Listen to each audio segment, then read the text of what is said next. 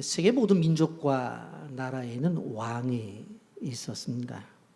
우리 한국 민족의 역사를 보더라도 왕이 있었던 것을 볼 수가 있습니다.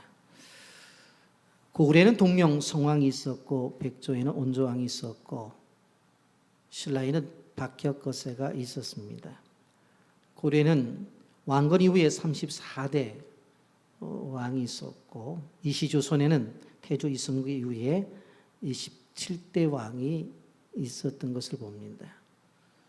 각각 있는 이 중국에도 왕이 있었고, 또 일본에도 왕이 있었던 것을 보게 됩니다. 동양만 그런 거 아닙니다. 서양도 그랬습니다. 히락과 로마, 이탈리아, 영국, 프랑스에 다 왕이 있었습니다. 지금도 왕이 있는 나라가 있습니다. 바로 영국과 일본과 덴마크입니다. 그 나라는 지금도 왕이 있습니다. 근데 처음부터 왕이 없는 나라도 있었습니다. 바로 미국입니다. 미국은 나라가 설 때부터 왕이 아니라 대통령이 나라를 다스렸습니다.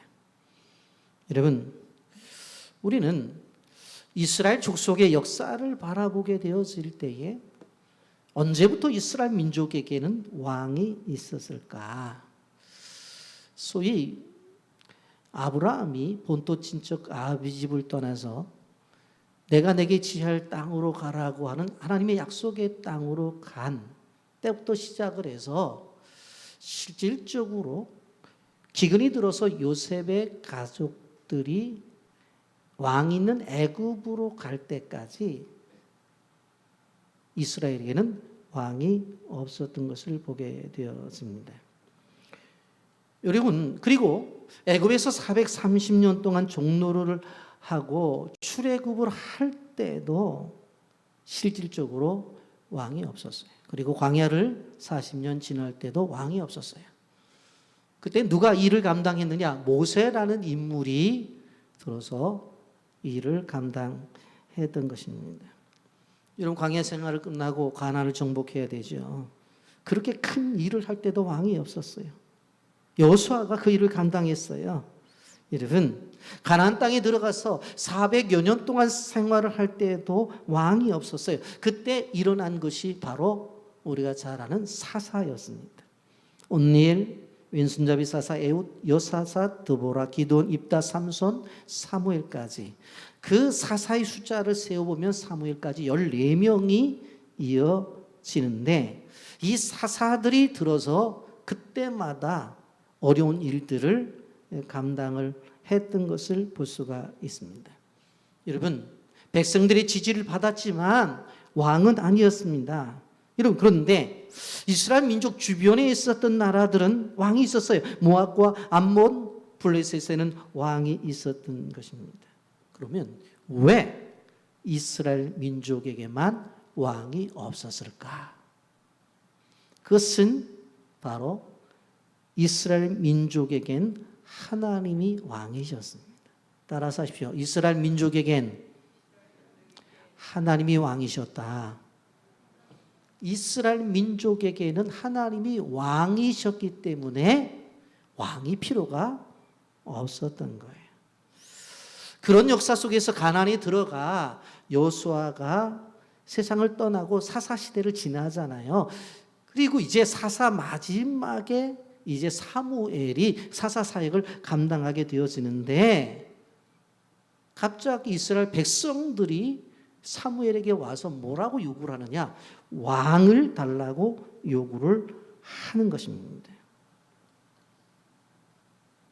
지금까지 왕 없이 잘 온 민족인데, 지금까지 왕 없이도 잘 해결되었는데 사사 사무엘 시대에 와서 왕 좀 달라는 거예요. 오늘 그 내용을 가지고 이런 말씀을 통해서 은혜를 나누고자 합니다. 먼저 영상 보겠습니다. 인생은 나그네 길이란 노래 가사처럼 우리 인생은 잠시 머무는 나그네 길입니다. 그런데 나그네 중에서도 아무 생각 없이 흘러가는 대로 사는 나그네가 있고 자기에게 이익이 되는 일만 가려서 하는 계산적이고 이기적인 나그네도 있습니다. 그러나 내가 무엇을 위해 살고 어디로 가야 하는지 정확히 알고 있는 나그네도 있습니다. 여러분은 어떤 나그네인가요? 여기 한 나그네의 이야기를 들려드립니다. 어느 형제가 열심히 공부하여 대학에 합격했습니다. 입학금은 겨우 마련했으나 공부를 계속할 학비가 없어서 고민하다가 여러 곳에 후원을 호소하는 편지를 보냈습니다. 우연히 그 사연을 들은 한 재력 있는 부인이 그 학생을 도와주고 싶은 마음이 들어 연락했습니다. 학생은 너무 감사하여 한 걸음에 그분에게 달려갔고 부인은 공부를 마치기에 충분한 장학금을 전달했습니다. 학생은 너무 감사했고 꼭 좋은 성적으로 졸업해 사회에 기여하는 사람이 되겠다고 약속을 했습니다. 그리고는 막 돌아서서 가려는데 그 부인이 물었습니다. 잠깐만 학생, 그 돈을 가지고 가서 등록할 거죠? 학생은 당연한 듯이 대답했습니다. 네, 바로 등록할 겁니다. 부인은 계속 질문했습니다. 등록한 다음에는 어떻게 할 거죠? 열심히 공부하겠습니다. 네, 좋은 계획이군요. 그 다음에는요? 우수한 성적으로 졸업해서 좋은 직장에 취직하겠습니다. 네, 멋진 계획이군요. 그럼 그 다음에는요? 아름다운 여인을 만나 건강하고 행복한 가정을 이룰 겁니다. 참 행복한 계획이군요. 그 다음에는요? 성실히 일해서 승진도 하고 돈도 모아 사회에 기여하고 저처럼 어려운 학생들을 돕고 싶습니다. 꼭 그렇게 되길 바랍니다. 그리고 그 다음에는요? 부인의 질문은 이상하게도 계속되었습니다. 학생은 계속 답을 하다가 결국 말이 막히고 말았습니다. 그 다음에는 저도 언젠가 늙겠죠. 그 다음에는요? 결국 마지막 대답은 죽겠죠 였습니다. 그때 부인은 이렇게 말했습니다. 맞아요. 인간은 누구나 죽습니다. 그런데 이 땅이 전부이고 끝이라고 생각하는 사람은 자신이 인생의 주인인 것처럼 착각하며 살지만 죽음을 두려워합니다. 그러나 믿음으로 사는 사람들은 자신이 가야 할 곳, 영원한 고향을 바라보고 살기에 죽음을 두려워하지 않는답니다. 학생은 질문을 했습니다. 가야 할 곳이요? 영원한 고향? 그게 무슨 말인가요? 부인은 책 한 권을 선물로 주면서 말했습니다. 이 책은 학생에게 그 해답을 알려줄 인생의 나침반과 같은 책입니다. 하나님은 학생을 이 땅에 태어나게 한 특별한 계획과 목표가 있어요. 그것을 사명이라고 한답니다. 사명은 내가 무엇을 위해 살고 그것을 위해서는 죽을 수도 있는 인생의 높은 목표와 가치를 말합니다. 그러므로 인생에서 제일 중요한 일은 자기의 사명을 발견하는 일이지요.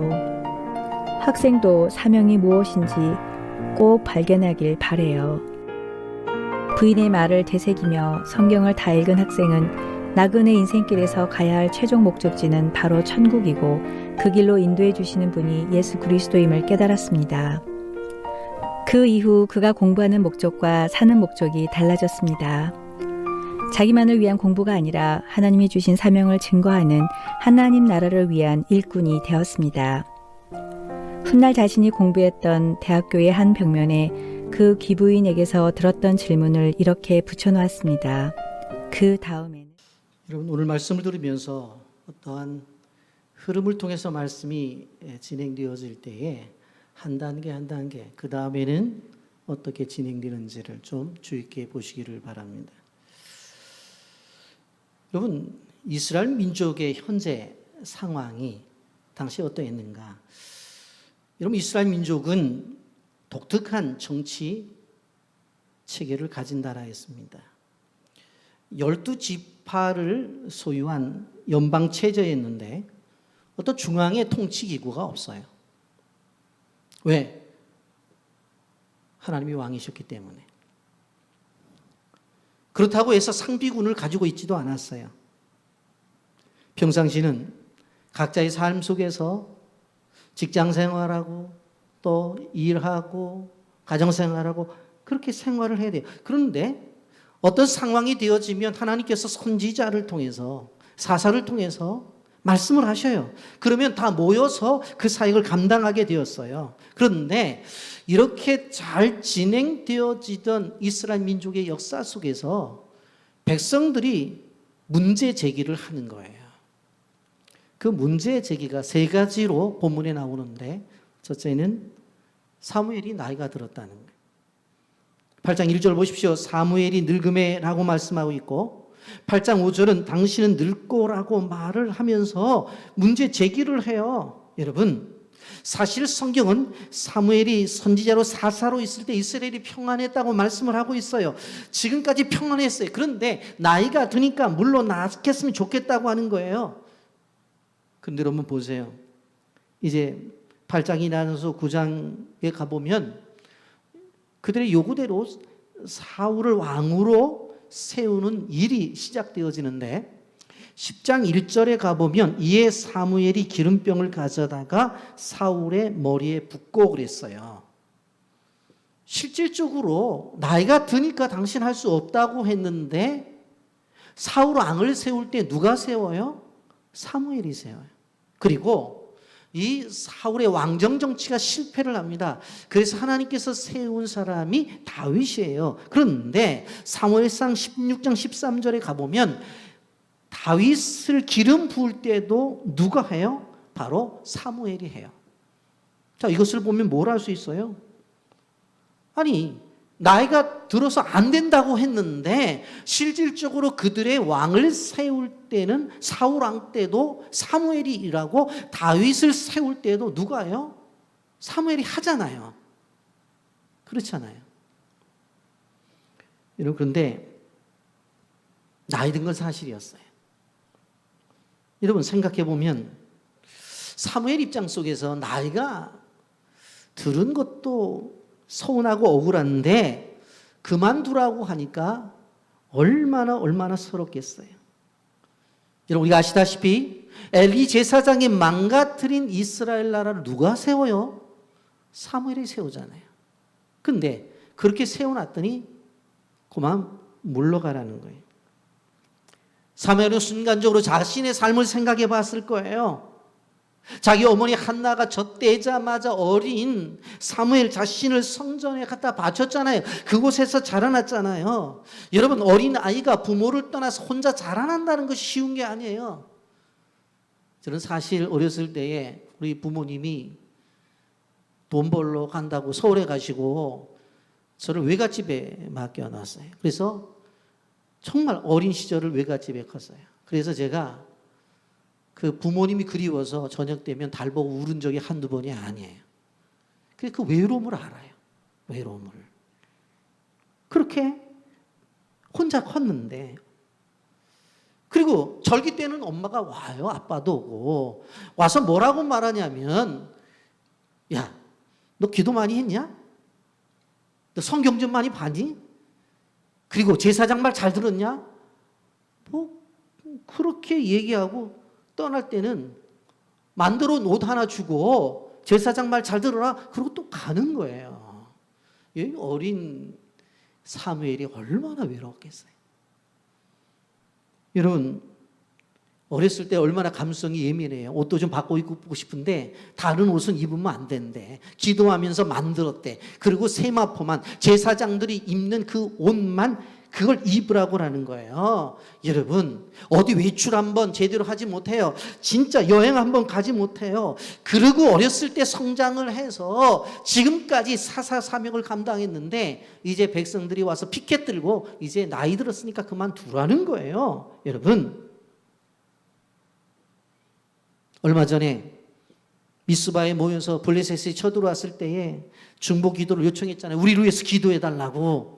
그러니까 기도하자. 기도하고 제사 드려서 블레셋을 물리친 일이 바로 얼마 전의 일이잖아요.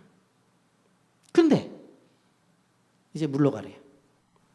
요즘 말로 말하면 집에서 나서 키워놨어요. 그랬더니 아들이 뭐라고 말하냐면, 나이 든 아빠한테 아빠가 세상을 뭘 하냐고, 가만히 계시라고. 그런 얘기 똑같아요.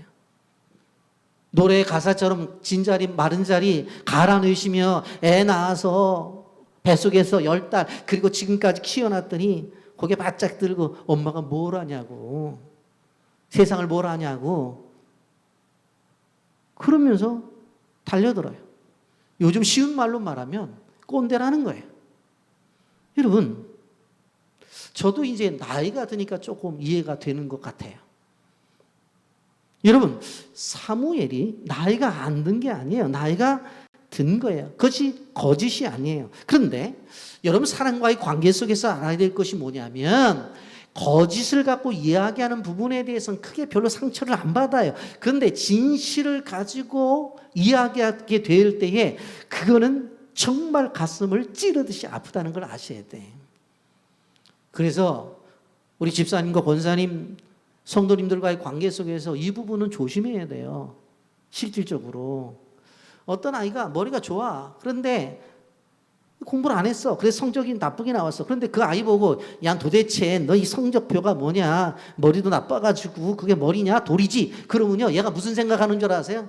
야 내가 한번 해봐라. 다음 시험 때는 30등도 점핑할 수 있고 40등도 점핑할 수 있어. 나는 그런 사람이야. 웃기고 있네. 너보다 내가 머리 좋아. 그러고 말거든요. 근데 어떤 애한테 밤새 공부를 했어. 코에서 고춧가루 물이 흘렀어. 코피 터지게 공부를 했는데 노력을 했는데도 안 돼. 근데 그런 아이 보고 너는 머리냐 돌이냐 그래 버리면요 얘는 진짜 스트레스 받아요. 했는데 어떡하란 말이에요. 노력했는데 어떡하란 말이에요. 여러분, 자녀를 키우는 부모님들이 한국 사회 속에서 노력 안 한 부모님이 어디 계십니까? 그런데 대비해 보면 누구네 집은 몇 평 살고 누구네 집은 좋은 차 몰고 다 그러는데 우리 집은 그렇지 않아. 도대체 우리 아버지 뭐 했나? 노력의 한도를 따지면 더 노력한 거예요. 그래서 사람과의 관계 속에서 기억해야 될 것은 진실을 가지고 찌르면 가슴을 송곳으로 찌르는 것보다 더 아프다는 걸 알아요.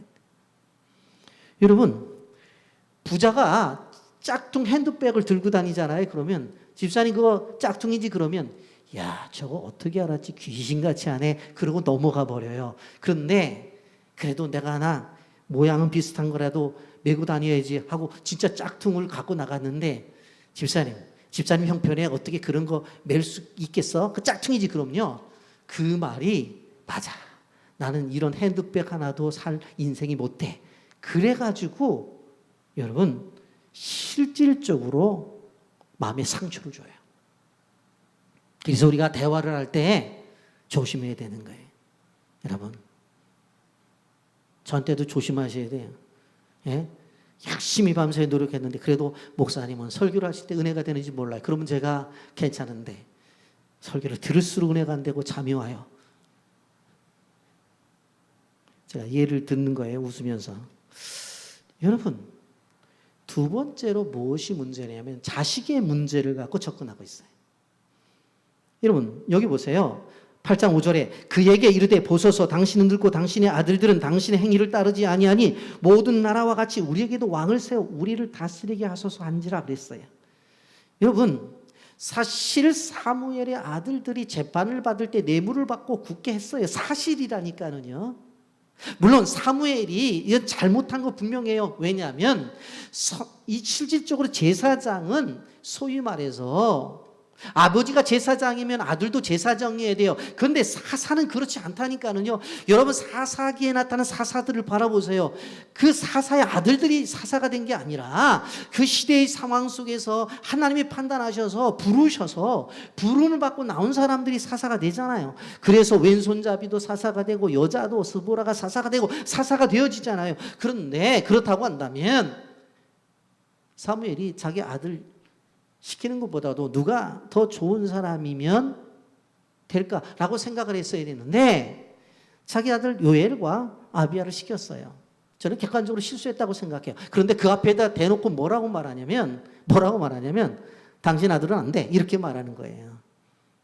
당신 아들은 안 된다는 거예요. 부모 입장 속에서 얼마나 큰 상처가 되겠어요. 이 아버지가 모르는 게 아니라니까 안다고. 근데 그 아들 앞에다 놓고 당신들 아들은 안 되는데 그렇게 접근하고 있어요. 세 번째로 주변의 나라들은 왕이 있는데 우리도 왕이 필요하다는 거예요. 여러분, 원수같이 여겼던 모압과 암몬과 블레셋에는 왕이 있었어요. 여러분, 왕을 요구한 거는 가만히 생각해 보면 나라를 위해서 왕이 필요하다고 이야기를 하잖아요. 애국심을 가장한 불신앙이에요. 왜? 지금까지 왕은 나라고 하나님이 그랬는데 왕이 없었던 게 아니라니까. 그런데 하나님 보고 당신 왕으로서의 자격 이제는 필요 없어. 인간 왕이 필요해. 하는 것은 무엇을 얘기하는 거예요? 나라를 위한 애국심을 이야기하는데 실질적으로 왕인 하나님을 배척하는 거예요. 거절하는 거예요. 여러분, 이 이야기를 듣고 사무엘이 요즘 말로 말해서 충격을 받고 멘붕에 빠진 거예요. 야, 어떻게 이럴 수가 있을까? 나보고 나이 들어서 안 됐다고 말을 하더니 당신들 자식들 때문에 왕 필요하다고 얘기하더니 이제는 보라고 이웃나라 원수나라에 왕이 있으니까 우리도 왕이 있어야 된다고 말해. 너무 충격을 받아가지고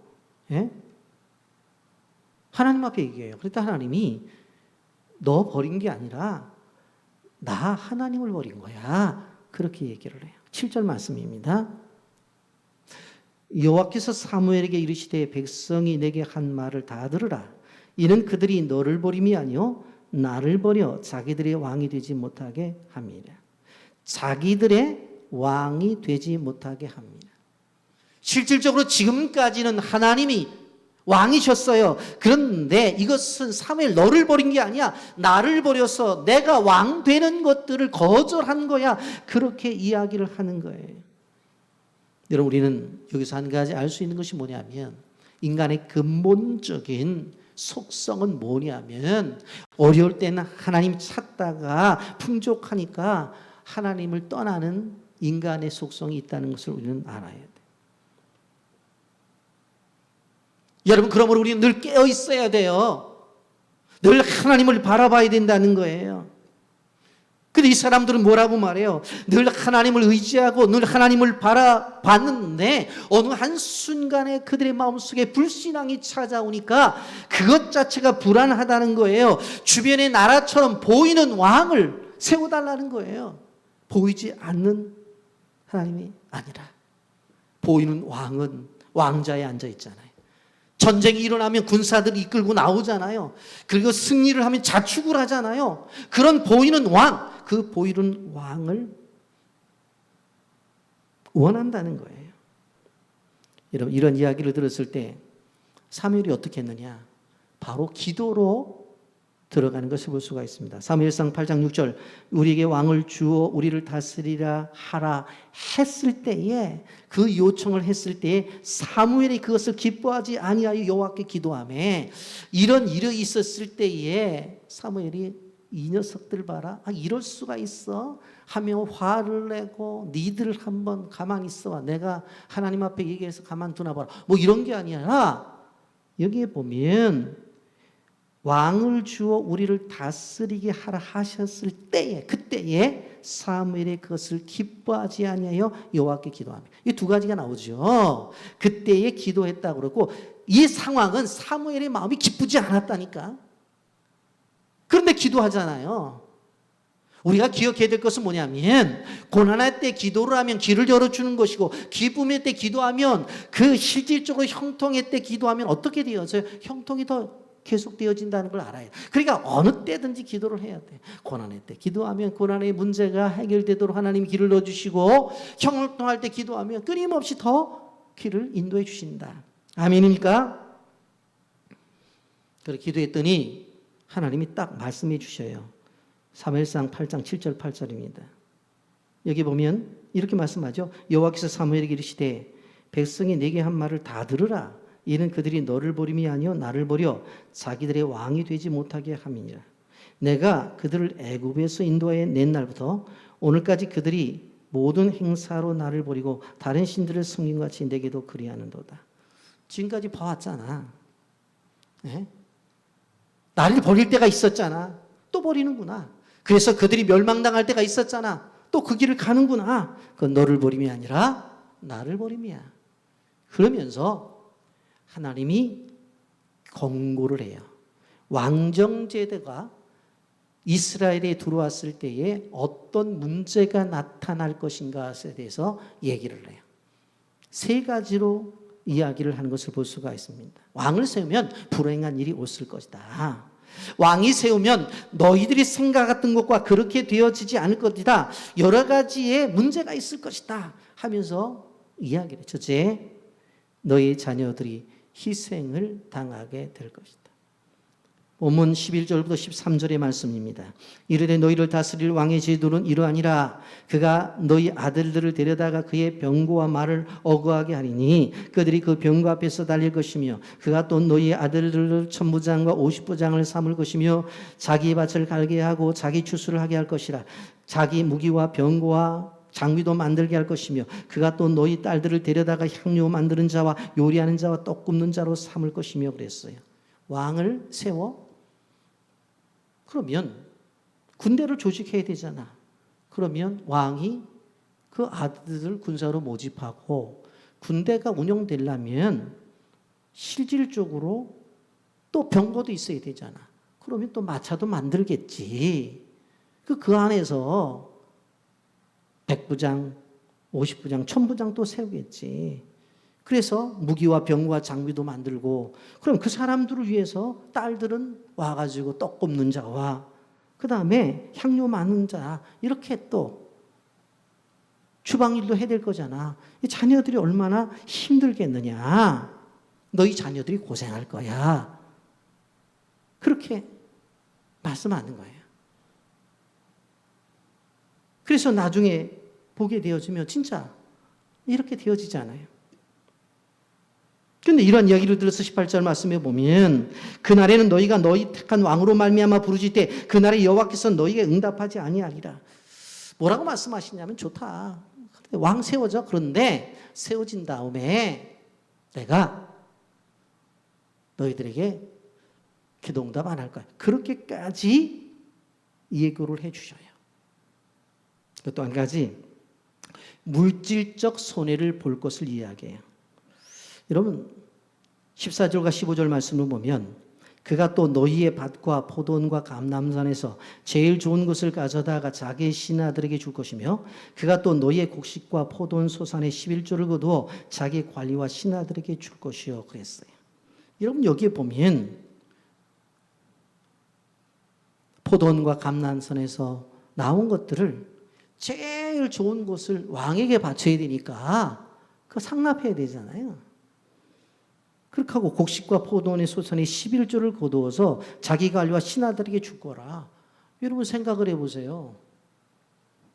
왕이 들어서게 되어진다면 그 궁정에서 쓰는 모든 비용들 어떻게 할 거예요? 월급 줘야 되는데. 그래서 여기 보면 10분의 1을 하나님 앞에 드려야 되는데 10분의 1을 왕에게 낸다니까. 그래서 그것 가지고 왕의 수비대들, 그 안에서 일하는 사람들 월급 주고 그렇게 해야 된다고 하는 거예요. 그러니까 이러한 어떠한 세금, 이 징세의 문제 때문에 물질적 고통을 당할 것이다.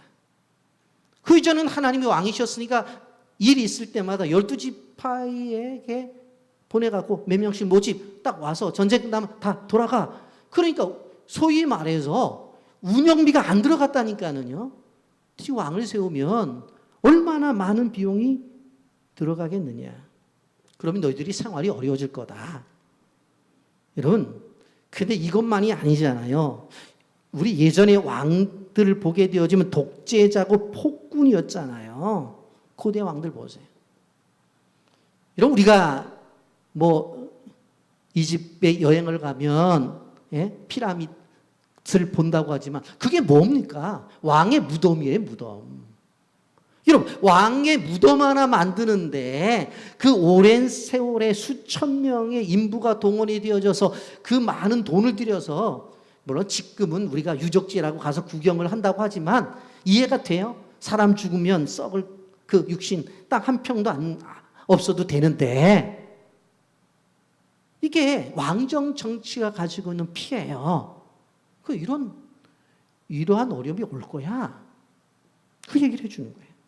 그리고 세 번째로 너희가 고통을 당할 것이다. 17절 18절에 분명히 말합니다. 너희의 양떼의 10분의 1을 거두어가리니 너희가 그의 종이 될 것이라. 그날에 너희는 너희가 택한 왕으로 말미암아 부르짖되 그날에 여호와께서 너희 응답지 않게 하겠다. 10분의 1을 하나님 앞에 드려야 되는데 왕에게 내놔요. 그래서 이렇게 되어졌을 때에 분명히 왕의 포악 정치로 인해서 너희들 힘들어서 부르짖을 텐데 하나님이 들어주시지 않는데 그것을 이야기하고 있는 것을 볼 수가 있어요. 여러분, 하나님께서 이걸 들어주셔요, 사실. 그래서 사울왕을 세우게 되어진데 사울왕 세운 그 왕정 정치가 무너져 버리고 다윗왕, 그리고 그 다음에 솔로몬까지, 그리고 그 다음에 남북이 갈라져서 북방 이스라엘과 남방 유다가 유지가 되어지는데 실질적으로 북방 이스라엘의 왕 가운데서 19명의 왕이 진행되어지는데 하나도 선한 왕이 없어요. 죽이고 죽고 계속해서 반복해요. 그리고 남방 유다 왕까지는 20명의 왕이 진행되어지는데 실질적으로 3명의 왕, 4대 여호사밧과 13대 히스기야와 그리고 16대 요시야 왕, 이 3명의 왕 정도가 그래도 선한 정치를 하는 선군이었어요. 나머지 20명 가운데서 17명은 이게 남방 유다임에도 불구하고 포악한 정치를 했다고요. 그대로 다 이루어지고 있잖아요. 여러분, 그런데 이러한 것들을 하나님이 말씀하셨어요. 말씀을 하셨어요. 그런데 그럼에도 불구하고 자기 생각들을 꺾지를 않아요. 너희들 자녀들이 희생을 당할 거야. 그리고 너희들이 물질적 손해를 많이 보게 될 거야. 그리고 그런 일을 통해서 끊임없는 고통이 올 거야. 그러니까 좀 생각 좀 해봐라. 그렇음에도 불구하고 어떻게 해요? 오늘 사무엘상 8장 19절 20절을 보세요. 여기 이렇게 말합니다. 사무엘상 8장 19절 20절 백성이 사무엘 말 듣기를 거절하라 이르되 아니로소이다. 우리도 우리 왕이 있어야 하리니 우리도 다른 나라들 같이 되어 우리 왕이 우리를 다스리며 우리 앞에 나가서 우리의 싸움을 싸워야 할 것이니라 하는지라. 아니래. 왕 달래. 여러분, 그러면 이 사람들이 어떤 사람들이었는가? 멀리 가지 말고 조금 앞에 있는 것들을 한번 생각해 보자고요. 사무엘상 7장 3절부터 6절까지 여러분 제가 읽어드리면서 화면을 보는데 잘 생각해 보시면 천천히 읽으면 답이 나와요. 3절부터 보면 사무엘이 이스라엘 온 족속에게 말하 이르되 만일 너희가 전심으로 여호와께 돌아오려거든 이방신들과 아스타롯을 너희 중에서 제거하고 너희 마음을 여호와께 향하여 그만을 섬기라. 그리하면 너희를 블레셋 사람의 손에서 건져내시리라. 이에 이스라엘 자손이 바알들과 아스타롯을 제거하고 여호와만 섬기니라. 사무엘이 이르되 온 이스라엘은 미스바로 모이라. 내가 너희를 위하여 여호와께 기도하리라 하며 그들이 미스바에 모여 물을 길어 여호와 앞에 붓고 그날 종식 금식하고 거기에서 이르되 우리가 여호와께 범죄하였나이다 하니라. 사무엘이 미스바에서 이스라엘 자손을 다스리니라. 여기 무슨 이야기입니까? 얼마 전에만 해도 사무엘이 나와서 야, 이방신들 제거하자, 아스타롯을 제거하자. 그렇죠. 우리에게 있는 것들이 있었죠. 아니, 집사님 목걸이 봐봐. 아니, 귀걸이 봐봐. 아니, 집에 있는 수저도 보자고. 거기 우리 관광 가가지고 그런 족박품 있는 것들을 사다가 지금까지 썼잖아. 뭐 이런 얘기들이 있을 수 있잖아요. 우리가 캄보디아 단기선교 갔었을 때에 그냥 목걸이, 그 다음에 수저 세트, 그 다음에 마스크가 아니라 머플러 이런 것들을 샀는데 나중에 보니까 그 안에 정말 그러한 앙코르 왓에 있는 우상들이 다 새겨져 있더라고요. 그래서 그 다음부터는 제가 주의를 줬습니다만은 그런 거 하랄 때 다 없애잖아요. 그리고 야 미스바에 모여라. 내가 너희들 위해서 기도할게. 기도해야 하잖아요. 그리고 모였더니 금식 기도까지 하잖아요. 그래서 블레셋을 다 물리쳤잖아요.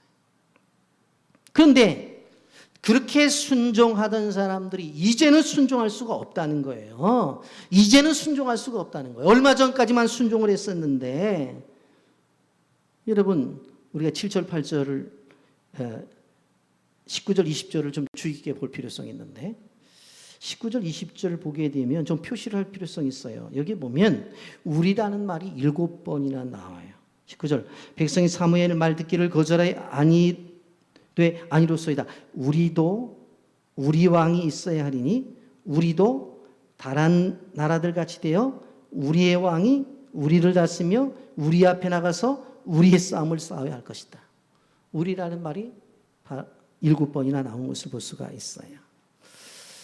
이런 우리라고 하는 이 말 자체는 잘 사용해야 되는데, 바벨탑을 쌓을 때에 하나님과 예수님과 성령님이 우리가 한번 내려가서 저들을 보자고 우리라는 말이 나와요. 그러니까 우리는 잘 사용하면 하나님의 사상이지만 잘못 사용하면 이것은 바벨탑 사상이에요. 그래서 사도행전 11장 4절에 나오는 것을 보면 말하되 성읍과 탑을 건설하여 그 탑 꼭대기를 하늘에 닿게 하여 우리 이름을 내고 온 지면에 흩어짐을 면하게 하자. 우리 이름을 내자고 했을 때 이거는 바벨탑 사상이에요. 여러분,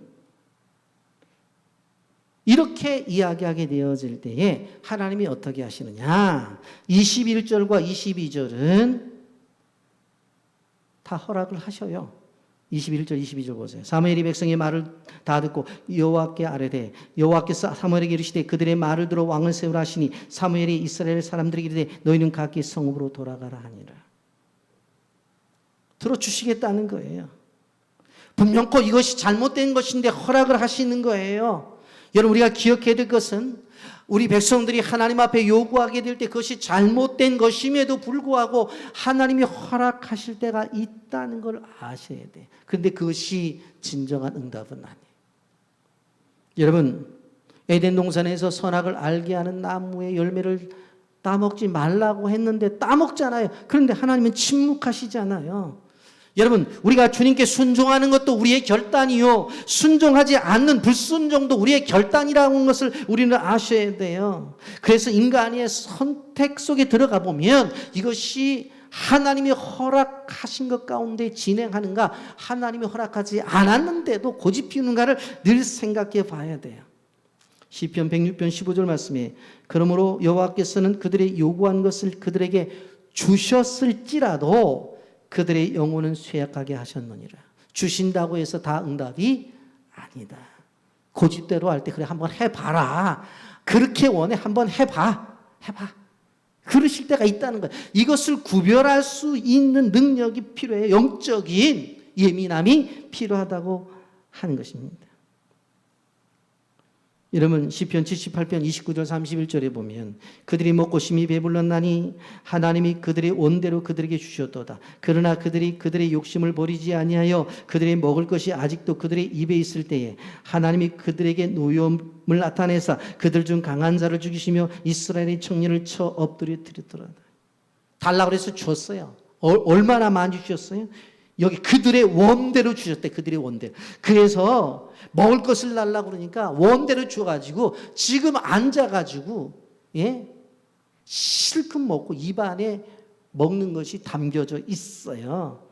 먹을 것이 아직도 그들의 입에 있을 때에 하나님이 그들에게 노여움을 나타내신다고 했어요. 여러분, 응답이다, 응답이 아니다. 기억하셔야 돼요. 여러분, 우리가 기다리면 하나님이 가장 선한 것으로, 가장 복된 것으로 주신다고요. 사무엘이 나이가 늙었고 사무엘의 아들들이 그렇다고 한다면 지금까지 역사를 보면 하나님이 알아서 하시겠지. 왜? 이전에 엘리 제사장의 아들을 처리하는 방법을 자기들도 봤잖아요. 그러면 기다리면 될 텐데 자기들이 나가서 피켓을 들고 왕을 달라고 요구하는 거예요. 참고 기다리면 이삭이 나타나지만 조급하면 이스마엘이 나타난다는 것을 우리는 기억해야 돼요. 이런 지금 세계적으로 문제가 나타나고 있는 아프가니스탄. 여러분, 텔레반 다 이스마엘 자손들이에요. 지금 자기들이 싸우고 자기들이 지지고 볶고 죽이고 그렇게 하는 거예요. 그러니 미안한 얘기지만 아브라함의 한 번의 선택이 어떤 잘못을 나타냈는가가 오늘 세상을 살아가면서 나타나는 거예요. 당시 창세기에 나타난 이삭과 이스마엘의 갈등은 거기서 끝난 게 아니라니까요. 사실 세계는 지금 바로 이삭의 자손과 이스마엘의 자손과의 싸움이에요. 여러분, 우리는 그것을 봐야 되는 거예요. 조급하면 이렇게 이스마엘 나와요. 참고 기다렸으면 100세가 되었어도 하나님 이삭 주셨다니까요.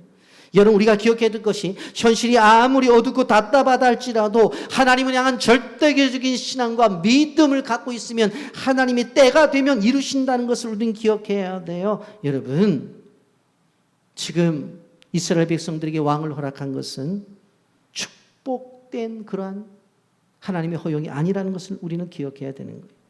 고집을 통해서 나가게 되어질 때 하나님이 그래 한번 해보라고 그냥 허락한 거예요. 이런 그래서 왕을 세우죠. 누구의? 사울 왕이에요. 실패한 군주입니다. 당시에 사울 같은 존재가 없다고 그랬어요. 그런데도 결국은 세워졌다가 마지막에 실패하잖아요.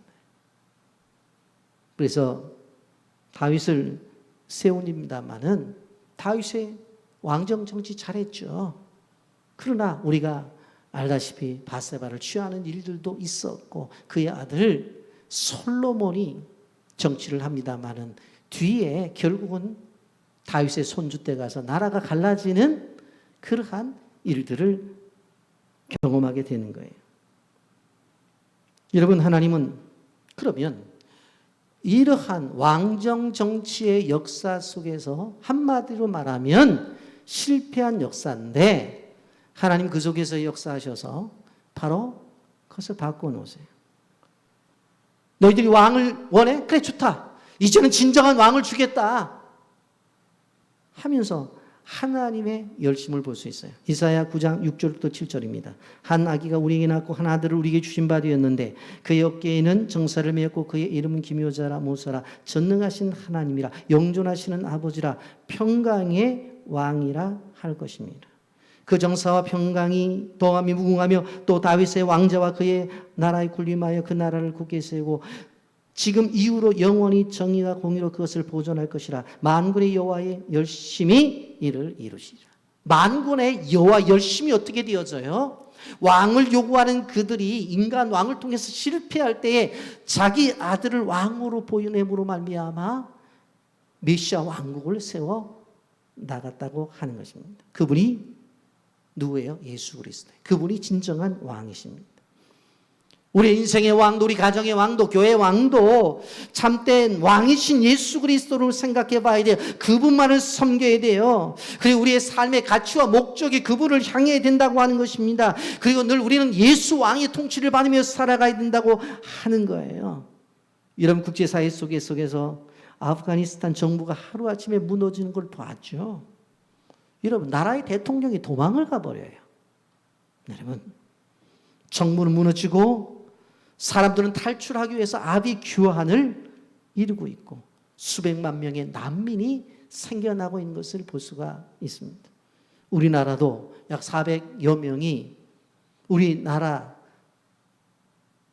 도왔던 사람들을 골라가지고 데리고 왔는데 여러분들 그분들을 바라보면서 꼭 기억해야 될 것은 우리는 전도의 대상으로 꼭 보셔야 돼요. 그래서 텔레비전에 나올 때 저 무슬림들이 왜 와서 어떡하겠어요? 그들이 우리나라 사람들을 도와서 국가가 데리고 왔는데 여러분 그들을 향해서 어떻게 하든지 기도하고 그리고 실질적으로 그들이 주변에 있다면 복음을 갖고 찾아 나가야 되는 것이 우리의 사명이라는 걸 기억해야 돼요. 그러면서 지금 예멘에 있는 한 500여 명의 실질적으로 그들은 난민도 아니에요. 피난민들이에요. 그 무슬림들도 사실은 제주도라고 하는 곳에 갇혀서 지금 있는데 우리나라가 기도 많이 하고 성도들이 기도해야 돼요. 왜 그러세요? 이거를 무분별하게 열어놨던 영국 보세요. 교회들이 다 모스크로 넘어가잖아요. 여러분, 기도 많이 해야 돼요. 시스템이 무너지면 이렇게 전 국민이 불행을 당하는구나. 그래서 나라와 민족을 위해서도 더욱더 기도해야 된다는 것을 우리가 기억해야 되는 거예요. 인간 왕이 실패한 나라를 하나님은 예수 그리스도를 왕으로 세우셔서 이루신다는 것을 기억해야 되는 것입니다. 여러분, 말씀을 정리합니다. 이스라엘 민족들에게 어떻게 되었어요? 왕을 요구했어요. 왜? 사무엘의 나이가 많고 자녀들이 자격이 없다는 거예요. 그리고 주변의 나라들이 왕이 있으니까 우리도 해야 되겠다는 거예요. 그때 하나님 앞에 사무엘이 기도할 때에 이스라엘 백성들에게 이야기를 하잖아요. 이 일이 이루어지면 너희 자손들이 희생을 당하고 물질적 손해를 보게 될 것이고 끊임없이 너희가 고통을 당할 것이다. 그런데도 끊임없이 요구하잖아요. 그래서 인간왕을 주어요. 결과는 뭐예요? 실패하잖아요. 그런데 그 실패를 하나님이 그대로 버려두지 않고 우리 믿는 하나님의 자녀들을 위해서 예수를 왕으로 우리에게 보내주셔서 그 예수를 왕으로 삼는 사람들에게 구원과 함께 하나님의 축복을 준다는 것을 오늘 성경이 말씀하고 있습니다. 꼭 기억하십시오. 이제 우리는 우리 인생의 삶 속에 있어서 예수님이 왕이라는 것. 오늘 설교는 다 같이 일어나셔서 찬송가 38장을 부르시면서 오늘 말씀을 마치고자 합니다.